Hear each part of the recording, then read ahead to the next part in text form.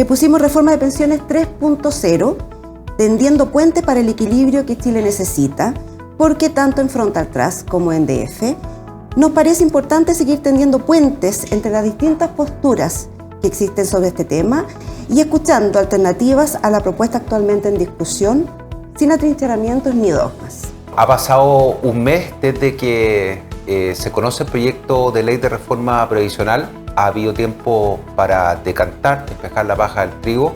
Nosotros estamos muy orgullosos de poder colaborar, atender puentes entre distintas visiones, y yo creo que es imposible mejor que contar con Rodrigo Ignacio en esta reunión, conversación.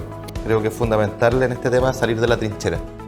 Salir de esta idea de que es todo maravilloso, como podrán decir algunos partidarios de la reforma, o que es todo un desastre, como podrán decir sus detractores, porque ahí no nos vamos a encontrar nunca. Yo parto por rescatar que esta reforma, en las líneas gruesas, rescata, reivindica el pilar de ahorro como elemento central de un sistema previsional. Cuestión que estuvo en entredicho, recordémoslo, no hace mucho tiempo, y la propia coalición de gobierno, que hoy día gobierna, tenía posturas bien distintas sobre esto, y lo que la llevaba era más bien una lógica de irse a un sistema de reparto que sabemos no funciona, que es infinanciable y que no es sostenible. ¿Qué es lo que a mí me parece malo, preocupante o debatible? El nocional es un instrumento, un artefacto para poder hacer financiamiento, un instrumento de financiamiento en el tiempo intertemporal, para poder hacer una cosa, reparto, ¿ya? Entonces la pregunta que uno debiera hacerse acá es: ¿queremos reparto en esta reforma de pensiones? Sí, no, ¿cuánto? Respondí a esa pregunta, bueno, ¿cuál es el mejor instrumento? ¿Es necesariamente el nocional? Y yo creo que no. La izquierda en general da un paso muy importante en mantener cuentas individuales en el 10%. Ya no es solo el stock, es que el flujo para adelante se va a manejar por el sector privado si una persona quiere, y sigue siendo una cuenta individual. Una cosa específica que me dio dolor de guata a mí es que el proyecto tiene un famoso autopréstamo de la cuenta individual. Eso es abrir un forado de retiros en que ese autopréstamo no se va a pagar, ese autopréstamo se va a agrandar en cada ciclo económico. Obviamente el gobierno dio esto, si entró con un número, va a salir con un número más grande. Creo que es perder una batalla bien importante conceptual que, bueno, ya está así. Creo que le falta fortaleza institucional a los entes públicos que se crean, de distintas formas, ¿no? Su independencia, de quién dependen, etc. Yo creo que eso se puede trabajar mejor. Creo que respecto de la separación de la industria, que es esta idea de que se crea el APA, el IPA, desaparecen las AFP completamente, yo creo que hay que buscar diseños que, avanzando hacia buscar mejores economías de escala, mejor competencia, bajar un poco el exceso de utilidades que hay en el sistema, se pueden buscar alternativas que permitan una confluencia, ¿no? Y yo creo que hay distintos modelos posibles ahí que se pueden armar. La pregunta política, que tiene bien poco de técnica al final, es: ¿apretamos los dientes 40 años o 30 años? ¿O hacemos algún diseño que permita llegar a esas personas que tienen tasas de reemplazo más bajas? Es una decisión que hay que tomar colectivamente como país. Yo no tengo una posición así como que sí o no, porque no lo veo como una cosa evidente que haya que hacer, pero tenemos que tener el cuidado de que si lo hacemos vía PGU o lo hacemos a presión política vía PGU en los próximos 20 años, vamos a terminar con un gasto fiscal enorme. Uno debe definir primero los objetivos, siempre, y luego ver cuáles son los instrumentos idóneos. Y a veces siento que partimos al revés. Entonces la pregunta primera es: ¿cuánto reparto? ¿Queremos tener reparto? ¿Y cuánto reparto? ¿Ya? ¿Cuáles son los instrumentos de reparto disponibles? La PGU es reparto, para que lo entendamos bien. El famoso APA y el monopolio de la administración del 6%, o sea, se explica y se justifica sí, solo sí, ese 6% tiene que ir haciendo ajustes nocionales en la tasa.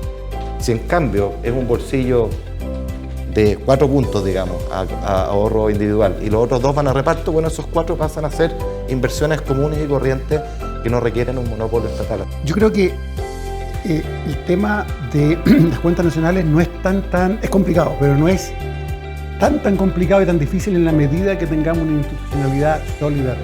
Y esa es una de las preguntas que percibo podrían torpedear esta reforma completa.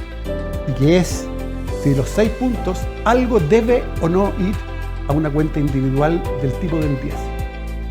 Yo creo que para la derecha eso es como una línea roja que sí debe suceder. Y para la izquierda es una línea roja que no debe suceder. Y por lo tanto es una negociación un poquito sin solución y hay que buscarle una tercera vía.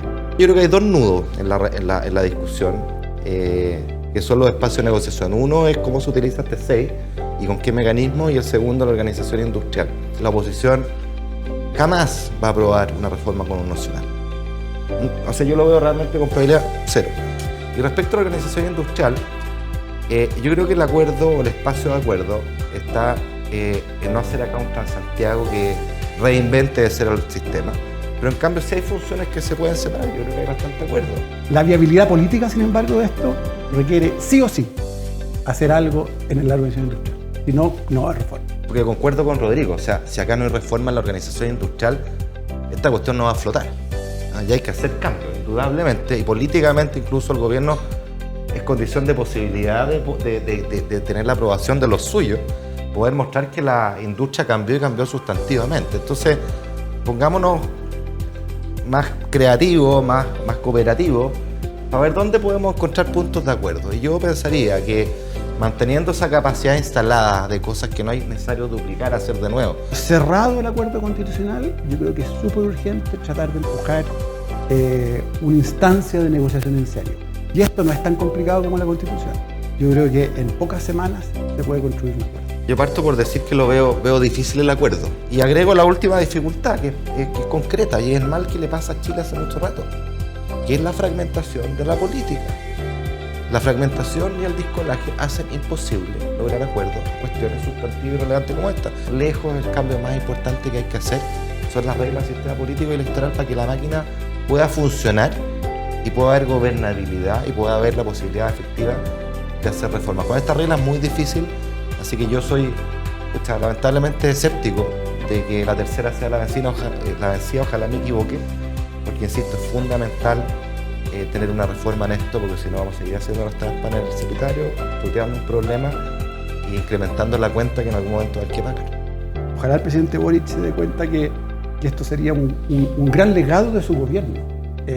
Los gobiernos se recuerdan por pocas cosas, una o dos, y esta puede ser una, y pasarla. Y yo creo que eso requiere de un liderazgo bien fuerte de los presidentes de partidos, diría yo, cerrando el tema constitucional. Y sí me preocupa también que si no hay un acuerdo mínimo de buena voluntad de que estamos caminando, llegado abril, la discusión de retiros va a ser un riesgo enorme.